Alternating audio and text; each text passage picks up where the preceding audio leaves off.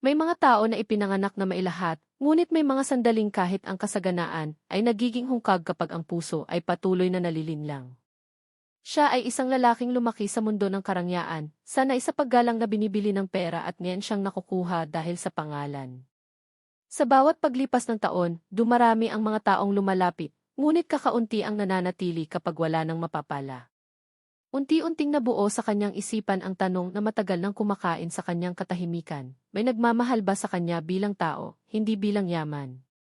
Sa kabila ng tagumpay, madalas siyang makaramdam ng pag-iisa. Ang mga ngiti sa paligid niya ay tila laging may kapalit. Ang mga papuri ay laging may kasamang inaasahan. At sa tuwing sinusubukan niyang maging totoo, ang totoo ring anyo niya ay natatabunan ng imahe ng isang lalaking may kapangyarihan.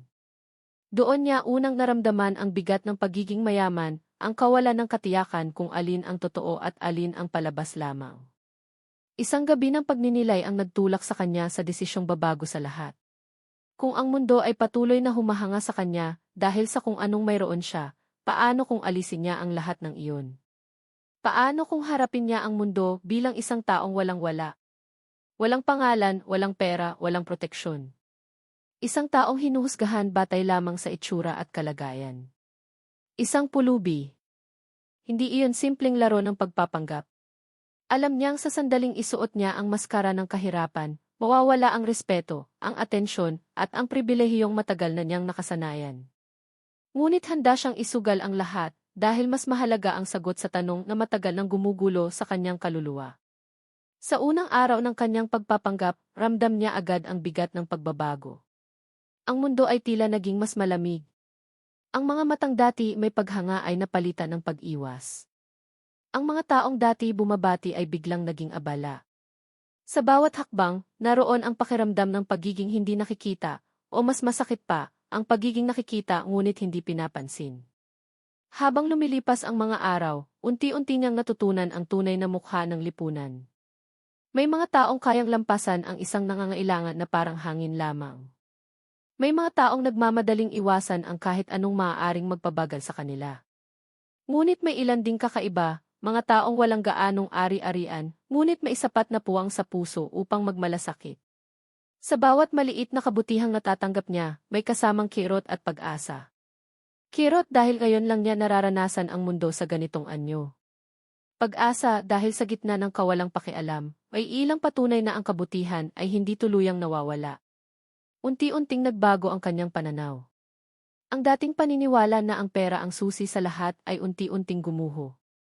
Napalitan ito ng mas masakit, ngunit mas makatotohanang kaalaman. Ang pera ay nagbubukas ng pinto, ngunit hindi nito kayang pilitin ang puso na maging totoo. Sa kanyang pagpapanggap, mas nakilala niya ang sarili. Natutunan niyang pahalagahan ang bawat munting bagay, isang ngiti, isang pirasong pagkain, isang sandaling may nakikinig. Ang mga simpleng karanasang dati hindi niya napapansin ay ngayon ay nagiging dahilan upang mapuno ang mga puwang sa kanyang damdamin. Ngunit kasabay ng pag-usbong ng pag-unawa ay ang lalong paglalim ng kanyang takot. Paano kung matagpuan niya ang tunay na pag-ibig sa anyong ito? Paano kung ang taong magmahal sa kanya bilang pulubi ay hindi kayang tanggapin ang kanyang totoong pagkatao? Ang tanong na iyon ay naging anino sa bawat hakbang na kanyang ginagawa. Sa isang tahimik na sandali ng pagod at pagninilay, napagtanto niyang ang tunay na pagsubok ay hindi lamang ang paghahanap ng taong magmamahal sa kanya ng walang kondisyon. Ang mas mahirap ay ang pagiging handa niyang mahalin pabalik nang hindi ginagamit ang kanyang kayamanan bilang sandata o panangga. Hindi niya alam kung hanggang kailan tatagal ang kanyang pagpapanggap. Hindi rin niya alam kung saan siya dadalhin ng landas na ito. Ang alam lang niya ay hindi na siya pwedeng umatras. Dahil sa unang pagkakataon sa kanyang buhay, hindi siya hinahabol ng ambisyon kundi ng katotohanan. At sa likod ng kanyang maruming kasuotan at tahimik na pag-iral, ay isang pusong unti-unting nagigising. Isang pusong handang masaktan, handang mabigo, ngunit higit sa lahat, handang umibig ng walang kapalit. Hindi pa niya alam na sa susunod na yugto ng kanyang paglalakbay, may isang presensyang darating na babago sa lahat. Isang taong hindi niya inaasahan, at isang damdaming hindi niya kayang kontrolin. Doon magsisimulang masubok ang kanyang paninindigan, at doon magsisimulang magulat ang lahat. Kung nagustuhan ninyo ang video na ito, huwag kalimutang mag-like at mag-subscribe. Malaking lakas at inspirasyon po ito para sa amin. Sa mga sumunod na araw, mas lalo niyang naramdaman ang pagiging banyaga sa mundong dati kanya. Ang oras ay mabagal kapag wala kang direksyon, at ang bawat umaga ay nagiging tanong kung may kabuluhan pa ba ang pagpapatuloy. Ngunit sa gitna ng pagod at kawalan ng kasiguruhan, may mga sandaling tila mailiwanag na sumisingit, mahina, ngunit sapat upang magbigay lakas. May mga mukha na paulit-ulit niyang nakikita. Mga taong tulad niya, binibigatan ng mundo, ngunit patuloy na humihinga. Sa kanila niya unang nakita ang uri ng katatagan na hindi nabibili. Wala silang inaasahang kapalit sa bawat hakbang, ang bawat araw ay tagumpay na. At sa pagmamasid sa kanila, unti-unti niyang naunawaan na ang tunay na dignidad ay hindi nawawala kahit hubad sa yaman. Habang patuloy ang kanyang pagpapanggap, mas nagiging malinaw ang isang bagay, ang mundo ay may sariling paraan ng paghuhubad sa mga ilusyon. Ang mga taong dati tila mabait ay nawawala kapag wala kang silbi. Ngunit ang mga tahimik at simple ay minsan siyang tinitingnan na parang kapantay, hindi pabigat. Sa mga matang iyon, may kakaibang katahimikan, isang uri ng pag-alang na hindi niya kailanman naranasan sa mundo ng karangyaan. Isang araw, may presensyang pumasok sa kanyang kamalayan na hindi tulad ng iba. Hindi ito dumating na may ingay o pansin, kundi parang hangin na biglang nagpabago sa direksyon ng kanyang paghinga. Hindi niya agad napansin ang bigat ng sandaling iyon, ngunit may kung anong kumurot sa kanyang dibdib, isang pakiramdam na matagal nang natutulog. Hindi ito awa. Hindi rin ito obligasyon. Ang presensyang iyon ay may kakaibang kalinisan, parang walang hinahanap kundi ang simpleng pagkilala sa kanyang pagiging tao. Sa unang pagkakataon sa mahabang panahon, may tumingin sa kanya na parang may nakikitang higit pa sa anyong nakikita ng lahat. Doon nagsimulang gumulo ang kanyang isipan.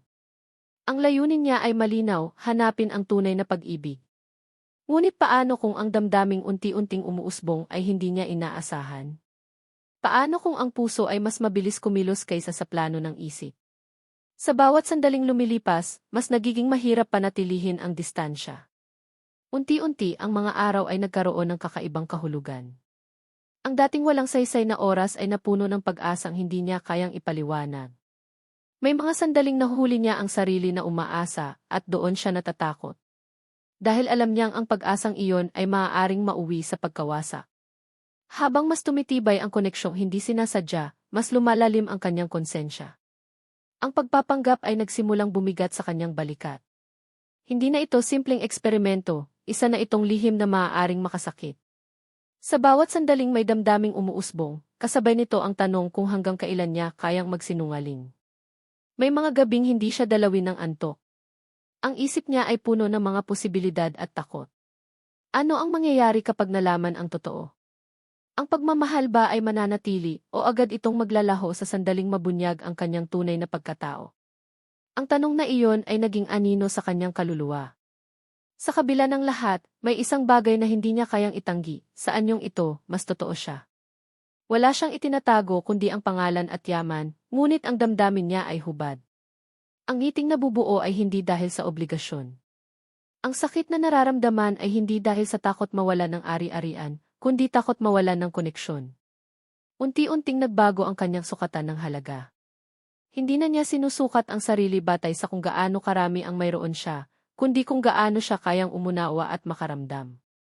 At sa prosesong iyon, mas lalo niyang nakilala ang lalaking matagal niyang nakalimutan, ang sarili niyang pagkatao, bago pa man siya nilamon ng mundo ng kapangyarihan. Ngunit ang liwanag na dumating ay may kasamang panganib. Dahil sa bawat sinag ng pag-asa, may anino ng katotohanan na papalapit. Ang oras ay hindi niya kakampi. Alam niyang darating ang sandaling kailangan niyang pumili, ituloy ang kasinungalingan upang mapanatili ang damdamin o ibunyag ang katotohanan at isugal ang lahat. Sa kanyang katahimikan, isang pangako ang unti-unting nabuo. Kapag dumating ang tamang sandali, hindi siya tatakas. Hindi niya hahayaang maging panlilinlang ang pagmamahal na kanyang hinahanap. Ngunit hanggang kailan niya kayang maghintay bago ang damdamin ay tuluyang mangibabaw sa takot. At sa likod ng kanyang mga mata, may lihim na panalangin. Na sana, kapag dumating ang araw ng katotohanan, ang pusong natagpuan niya sa gitna ng kahirapan ay manatiling totoo, hindi dahil sa kung sino siya sa papel, kundi dahil sa kung sino siya bilang tao. Habang lumilipas ang mga araw, ang kanyang puso ay unti-unting napupuno ng damdaming hindi niya kailanman inasahan sa ganitong anyo ng buhay. Ang dati eksperimento lamang ay naging personal na paglalakbay. Hindi na siya basta naghahanap ng sagot, hinaharap na niya ang mga tanong na matagal niyang tinakasan. Ang damdaming unti-unting umuusbong ay hindi marahas, ngunit mapilit. Dumarating ito sa mga sandaling hindi siya handa, sa katahimikan, sa pagod, sa mga sandaling wala na siyang lakas magpanggap na wala siyang pakialam. At sa bawat sandaling iyon, mas nararamdaman niya ang bigat ng kanyang lihim. Ang katotohanan ay parang batong nakapatong sa kanyang dibdib. Sa una, akala niya ay kakayanin niya itong bitbitin hanggang makuha niya ang kasiguruhan na hinahanap. Ngunit habang tumatagal, mas lalo itong bumibigat. Dahil ngayon, ang kasinungalingan ay hindi na lamang tungkol sa kanyang sarili, may puso ng maaaring masaktan. May mga sandaling gusto na niyang ihinto ang lahat. Gusto na niyang hubarin ang maskara at tapusin ang pagpapanggap. Ngunit sa tuwing naiisip niya ang posibilidad ng pagkawala, nangingibabaw ang takot. Hindi takot na mawalan ng kontrol, kundi takot na mawalan ng koneksyon na ngayon lang niya naranasan ng ganito katotoo. Sa bawat paghinga, mas malinaw sa kanya ang kaibahan ng dalawang mundo. Sa mundo ng kayamanan, palagi siyang may depensa. Laging may distansya. Ngunit sa mundong ito ng kahirapan, wala siyang sandata. Hubad ang damdamin, lantad ang kahinaan. At doon niya natuklasan ang isang masakit na katotohanan, mas totoo ang sarili niya kapag wala siyang itinatago, maliban sa isang napakalaking lihim. Unti-unting sumisilip ang konsensya sa bawat munting sandali ng saya. Sa tuwing nakakaramdam siya ng init sa puso, may kasunod na kirot. Parang paalala na ang kaligayahang ito ay may kapalit. At ang kabayarang iyon ay maaaring mas malaki kaysa sa kanyang inaakala. May mga pagkakataong nahuhuli niya ang sarili na umaasang hindi na niya kailangang bumalik sa dati niyang buhay. Isang mapanganib na pag-iisip dahil alam niyang ang mundong kanyang tinatalikuran ay hindi basta-basta mawawala. May mga obligasyon, mga inaasahan, at mga desisyong hindi niya kayang takasan magpakailanman. Habang papalapit ang sandali ng pagbubunyag, mas nagiging malinaw ang kanyang pag-unawa sa pag-ibig. Hindi ito simpleng damdaming nagpapasaya. Isa itong responsibilidad. Isa itong pangakong hindi man binibigkas, ngunit ramdam sa bawat kilos. At ang pangakong iyon ay hindi pwedeng itayo sa kasinungalingan. May mga gabing ginugol niya sa tahimik na pakikipagbuno sa sarili.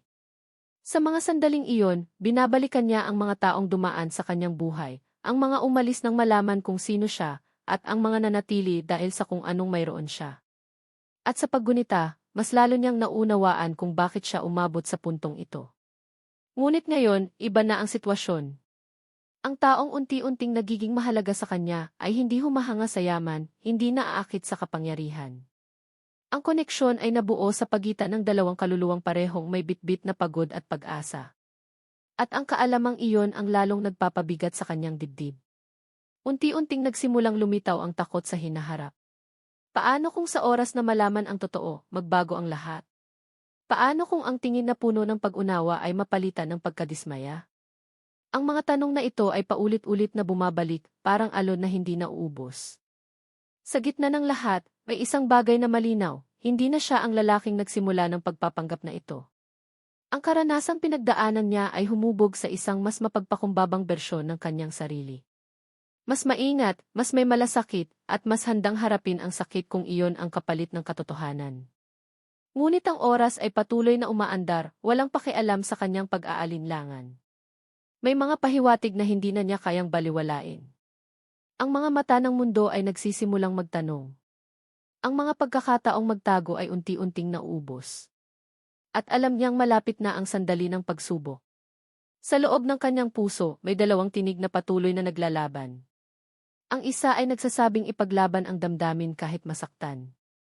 Ang isa naman ay nagbababala na ang katotohanan, kapag ipinagpaliban, ay nagiging mas mapanira. At sa pagitan ng dalawang iyon, naroon siya, isang lalaking natutong umibig sa maling paraan, ngunit may tamang intensyon. Habang papalapit ang hindi maiiwasang pagbubunyag, unti-unti niyang tinatanggap ang isang masakit na posibilidad. Na ang tunay na pag-ibig ay hindi laging nagtatapos sa pananatili. Minsan, ito ay pagsubok lamang kung gaano kakahanda maging tapat, kahit pa ang kapalit ay pagkawala. At sa gabing puno ng katahimikan at bigat ng damdamin, gumawa siya ng tahimik na desisyon. Kapag dumating ang tamang sandali, haharapin niya ang katotohanan ng walang pagtatanggol. Hindi niya ipagmamalaki ang yaman. Hindi niya ipagtatanggol ang kasinungalingan. Hahayaan niyang ang katotohanan ang magsalita. Dahil sa huli, mas pipiliin niyang masaktan bilang isang totoo, kaysa mabuhay sa kasinungalingan na tinatawag na pag-ibig. Dumating ang sandaling matagal niyang kinatatakutan, hindi dahil sa biglaan itong sumulpot, kundi dahil matagal na itong nakatanim sa bawat tibok ng kanyang puso. Ang katahimikan na minsang nagbibigay sa kanya ng kapayapaan ay ngayon ay parang babasaging handang mabasag sa kahit anong galaw. Sa bawat paghinga, ramdam niya ang bigat ng katotohanang hindi na niya kayang itago. Ang mga mata sa paligid ay unti-unting nagbabago. Ang mga tinging dati iwalang pakialam ay ngayon ay puno ng pagtataka. May mga bulong-bulungan, may mga pagdududa, at may mga tanong na hindi na lamang umiikot sa kanyang katauhan, kundi sa mismong anyo ng kanyang pag-iral. Ang maskara ng kahirapan ay nagsimulang magkaroon ng bitak. Sa sandaling iyon, napagtanto niya na ang katotohanan ay may sariling oras. Kahit gaano mo ito itago, darating at darating ang araw na ito ihihingi ng puwang. At kapag dumating iyon, wala kang magagawa kundi harapin ang mga matang matagal mong iniiwasan. Ang pagbubunyag ay hindi dumating bilang isang malakas na pagsabog. Sa halip, ito'y dahan-dahang pumasok, tulad ng lamig na hindi mo agad napapansin hanggang sa manginig ka na. Unti-unting nawala ang ilusyon, at sa pagkawala nito, lumitaw ang lalaking matagal nang nakatago sa likod ng pagpapanggap. Ang bigat ng sandaling iyon ay halos hindi niya kinaya. Hindi dahil sa takot na mawalan ng kontrol, kundi dahil sa takot na makita ang pagbabago sa mga mata ng taong mahalaga sa kanya. Ang pag-ibig na unti-unting binuo sa katahimikan ay biglang naharap sa liwanag ng katotohanan. May mga sandaling parang huminto ang mundo. Ang oras ay naging mabigat, bawat segundo ay may kasamang kaba. Ang damdaming dati nagbibigay lakas ay ngayon ay parang apoy na kayang manunog. At sa gitna ng lahat, nanatili siyang tahimik, walang depensa, walang paliwanag, walang pagmamakaawa. Sa mga matang nakatingin sa kanya, may halong gulat at kalituhan. Ang taong nakilala bilang isang simpleng nilalang ay biglang nagkaroon ng ibang anyo. Ang pagkakaiba ng imahe at katotohanan ay nagdulot ng lamat na mahirap punan ng kahit anong salita. Ang pinakamasakit ay hindi ang pagkabunyag ng kanyang yaman. Hindi rin ang pagkawala ng simpatya ng ilan. Ang tunay na kirot ay ang posibilidad na ang koneksyon na itinuring niyang totoo ay mababasag dahil sa isang kasinungalingan, kahit pa ang intensyon nito ay hindi kailanman manakit. Sa sandaling iyon, napagtanto niya kung gaano kahirap ipaglaban ang katotohanan kapag huli na. Ang bawat araw ng pagpapaliban ay parang patak na nagpuno sa sisidla ng pagkadismaya. At ngayon, umaapaw na ito.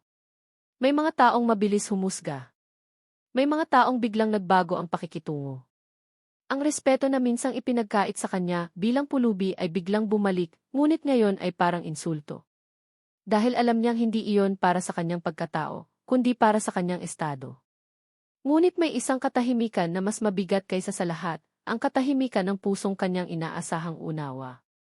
Ang kawalan ng reaksyon ay mas masakit kaysa sa galit. Dahil doon, hindi niya alam kung may pag-asang natitira o kung tapos na ang lahat bago pa man ito tuluyang nagsimula. Sa gitna ng kaguluhan, may isang malinaw na realisasyon na umusbong. Ang tunay na pag-ibig ay hindi nasusukat sa pananatili sa gitna ng kasinungalingan. Nasusukat ito sa kakayahang harapin ang katotohanan kahit pa masakit. At sa puntong iyon, alam niyang ginawa niya ang tama, kahit pa ang tama ay may kasamang pagkawala. Unti-unting bumalik sa kanya ang bigat ng kanyang pinanggalingan.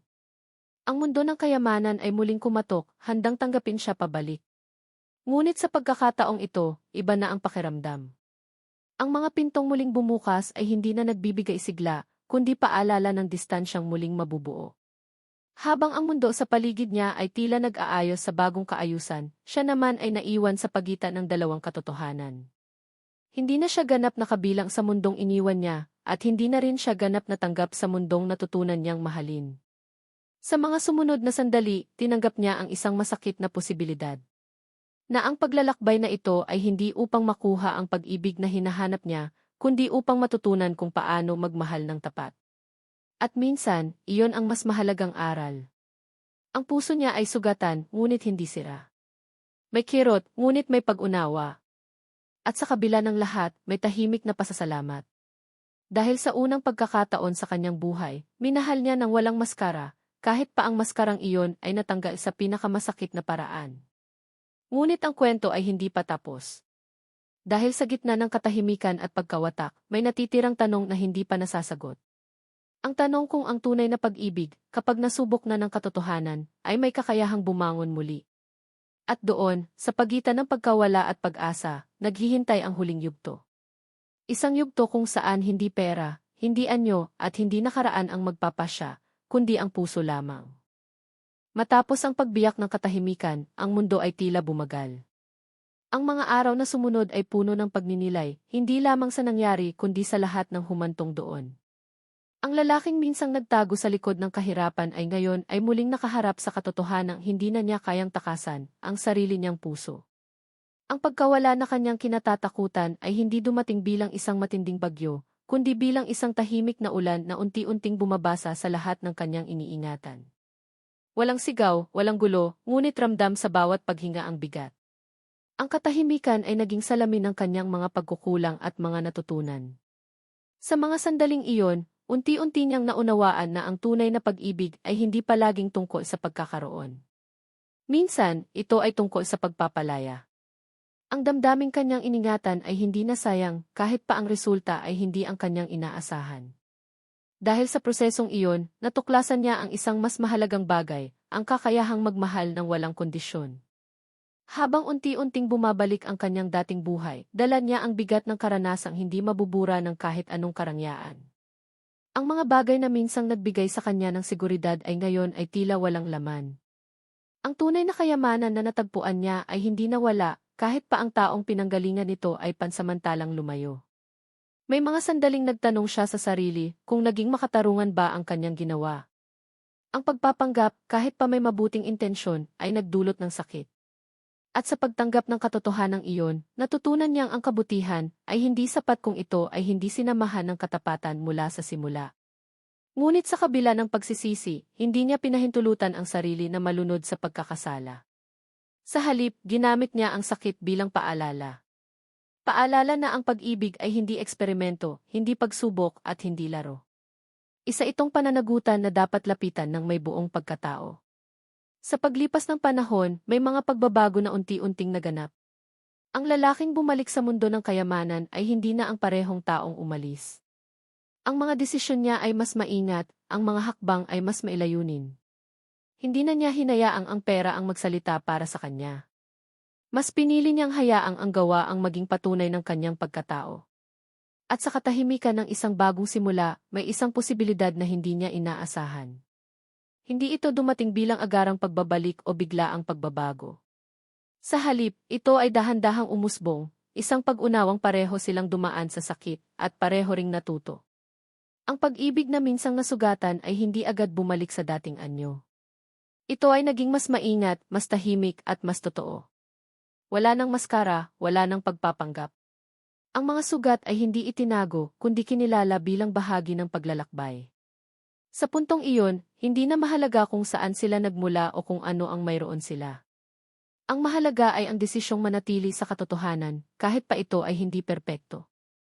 Ang tunay na pag-ibig, natuklasan niya, ay hindi nasusukat sa kung gaano kahandang magsakripisyo, kundi sa kung gaano kahandang magbago. Habang ang mundo sa paligid nila ay patuloy na umiikot, ang kanilang kwento ay naging patunay na ang pagmamahal ay maaaring masira, ngunit hindi kailangang tuluyang mawala.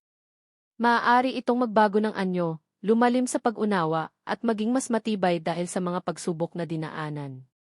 Sa huli, ang lalaking minsang nagpanggap bilang pulubi ay natagpuan ang tunay na kayamanan, hindi sa pagkilala ng iba, kundi sa kapayapaang dala ng pagiging tapat sa sarili. Ang pag-ibig na kanyang hinahanap ay hindi lamang nasa isang tao, kundi sa kakayahan niyang magmahal ng walang pagtatago. At doon nagwakas ang kanyang paglalakbay, hindi bilang isang mayaman o isang pulubi, kundi bilang isang taong natutong piliin ang katotohanan kahit masakit. Isang taong natutong ang tunay na pag-ibig ay hindi nagtatago sa likod ng maskara, kundi lumalabas sa liwanag, handang masaktan, handang maghilom, at handang manatili. Dahil kapag ang puso ang nagpasya, walang halaga ang kayamanan, katotohanan lamang ang nananatili.